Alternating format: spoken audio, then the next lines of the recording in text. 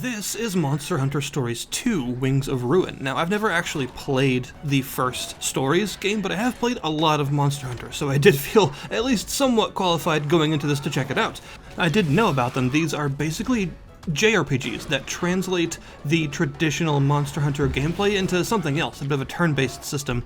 Some people say it's basically Monster Hunter meets Pokemon, and I understand where they're coming from, but in my opinion it's actually closer to something like Monster Rancher or something like that. But anyway, the idea is you are a rider, and you can in fact ride the classic Monster Hunter monsters, although in this case they are slightly younger versions of themselves called Monsties, which, I don't know, imagine calling an enormous dragon that can roast an entire village in one swoop a Monstie, but that's what they're called. And you will gather your own team of Monsties from around the world, based off of all of the classic Monster Hunter creatures that you're familiar with, including even some rarer ones I've noticed. Some creatures that aren't in very many Monster Hunter games all show up in this. Stuff like Nursilla, for instance, which is one that you just don't see very often. So I thought that was pretty cool. Really, it's sort of like an all-stars cast, you could say, of Monster Hunter monsters, because there's just so many from all the different generations of games all kind of crammed into one. And the whole thing takes place surrounding your character, who's central to a JRPG story, a story about a Rathian who has hatched and has the titular Wings of Ruin, and whether or not that's a good or a bad thing for the world, and your experience with traveling through this world and raising the creature and all that stuff. So it does have a central story. It is a little bit more than your traditional Monster Hunter story, which is basically just it sort of throws you in with a monster and says kill it. So that means this is more of a story-focused Monster Hunter experience. So that's a bit unusual for the main series, but is very much in the realm of fun spin-offs. So here we are, a JRPG. And I gotta say, the combat system in this game is actually really involved, a lot more so than I was expecting. The whole thing centers around this rock, paper, scissors-like system between three different attack styles that everything uses. Your skills, your basic attacks, all the monster attacks, and everything use this color-coded system. And there are power attacks, technical attacks, and speed attacks. Power beats technical, technical beats speed, speed beats power. And where this becomes important is in combat. When a monster is targeting you, you'll get this orange line between the two of you to show you that it's aggroing on you at the moment.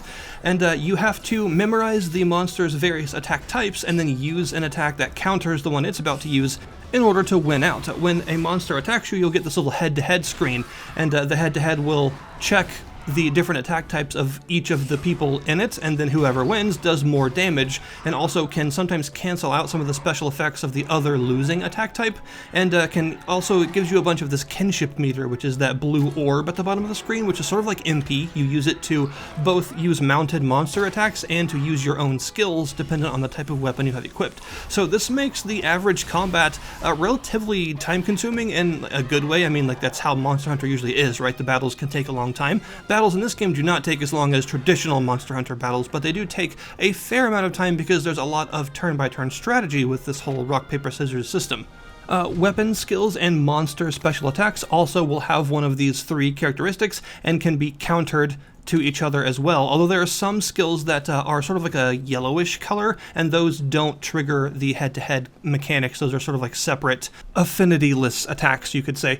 But yeah, so since the whole combat system very much revolves around this rock, paper, scissors system, it makes sense that pretty much every attack and move uses this mechanic, and you'll be memorizing the various different states of all the monsters that you face. That's a big part of the game, is understanding what attacks different monsters use during which parts of their turns. Like, for instance, you may have a monster that normally uses power attacks most of the time, so that you'll be countering with speed attacks every time, but then maybe when it gets mad, when it gets really low on health and enrages, it will start using technical attacks instead, so you have to switch up your strategy. Or maybe it'll cover itself in ice and start using speed attacks and things like that. Every monster has various different states that affect what types of attacks it uses, and it's all about memorizing these attacks and knowing what's going to come at you so that you can counter it correctly.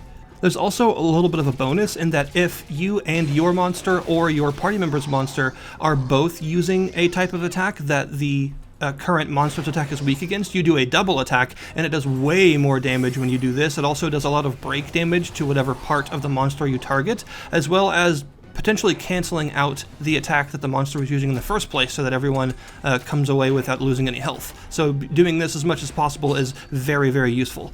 There's also that kinship gauge, and you'll be using this gauge for both weapon skills, which act like the various combo attacks that these weapons can do in the traditional mainline Monster Hunter games. So like you have the Greatsword weapon, for instance, and all of its weapon skills are things like the charged slashes and big wide cuts and all the extra combo attacks that the weapon actually has in Monster Hunter. I'm impressed with how well they put in the weapon mechanics and turned them into a turn-based version of themselves. I think it's actually really admirable how many of the weapon mechanics they use and made into some sort of turn-based alteration. They've done a really good job of that, honestly. There are 6 different weapon types in the game, all of which come from Monster Hunter, and they're all represented really well. They all act pretty much like they do in the mainline games, just in turn-based fashion.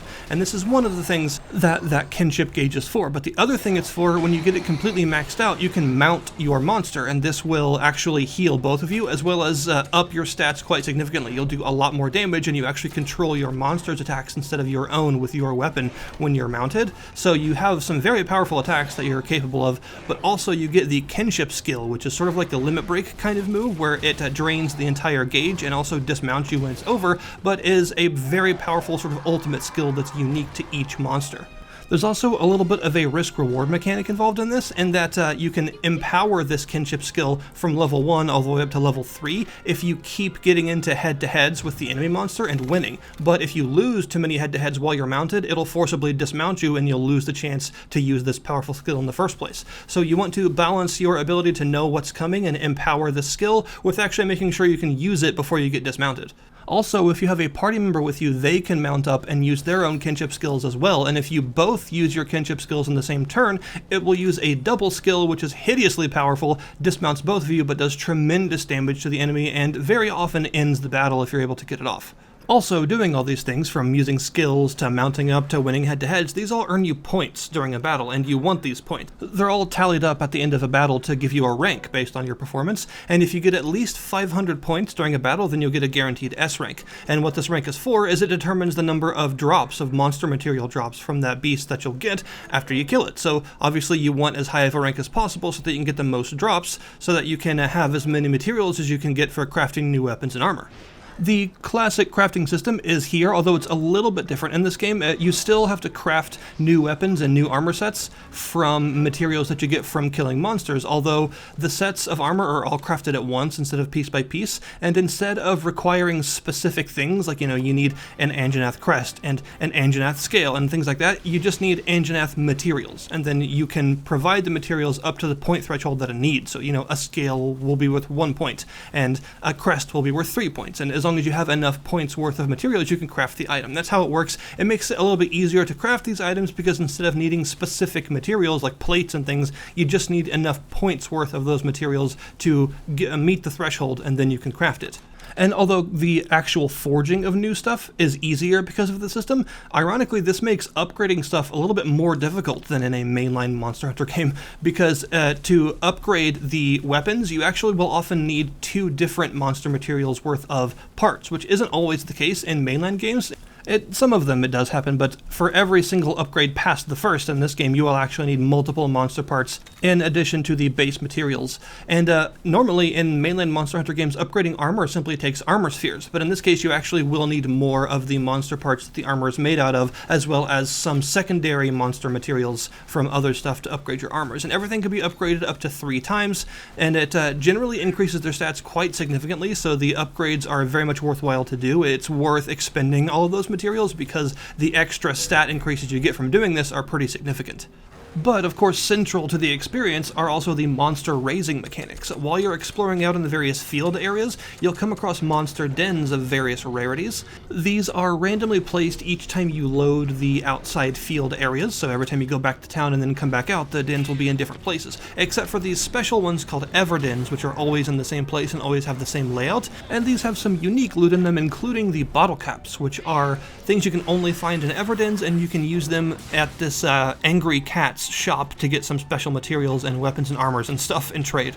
You can also sometimes fight a monster and have it flee instead of die at the end of the battle, and if it flees, a special den will spawn nearby, allowing you to go to that den. So when you get to the end of any given den, you will find a monster nest, and you can grab eggs from this nest. And the eggs are somewhat random in that they have a smell and a weight and a glow to them, and each of these different things actually determines the sort of rarity and power of the monster inside. But if you're able to take one of these eggs back to town, you can then hatch them, and there you go, you'll have a baby version of that particular monster. Every monster has different gene slots, and you can actually combine monsters together in a fusion-like system in order to pass certain genes from ones you might not want onto monsters that you do want to raise to increase their power. And they also need to level up to unlock most of these gene slots, and as they level up, these genes will unlock, which will increase their power as well as give them new abilities and special skills, like the ability to belch fireballs or shoot spikes from their tail or things like that. Since you can also ride these monsters in battle and in the fields while exploring, many monsters also have some sort of extra mounted skill that allows you to traverse the world differently. Some monsters can climb ivy, some monsters can jump really far, some can swim, some can fly, and there are various areas on the maps that you can only access if you have one of these monsters that has a special traversal method in your party.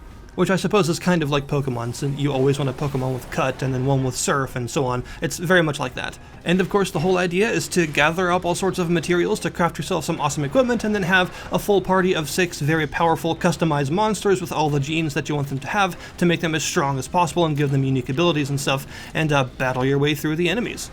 You'll definitely get the most out of this game if you're already a Monster Hunter fan, because you'll immediately recognize the new monsters you'll come across, and you'll know what they can do, and you'll decide if you want one of them on your party because they're a monster that you particularly like or something like that. So you definitely, I'm not going to say you need to be a Mon Hun fan to play this game, because it's still a pretty solid JRPG mechanically, but you definitely will get a lot more out of it if you have some attachment to the various monsters in the world and you know what they can do. Overall, I'd say it's a pretty solid attempt at a JRPG using Monster Hunter mechanics. I'm impressed by how many of the weapon mechanics they put into the game in turn-based form, and I'm impressed with the large roster of monsters that you can actually fight and gather for yourself, each of them having their own unique attacks and gene setups and ultimate attacks and all that stuff. So there's a lot here. The world is pretty large, and there's a significant amount of content for you to explore. There are several different villages for you to visit, each with their own subquests and quest boards of extra things for you to do for extra rewards. There's a full crafting system.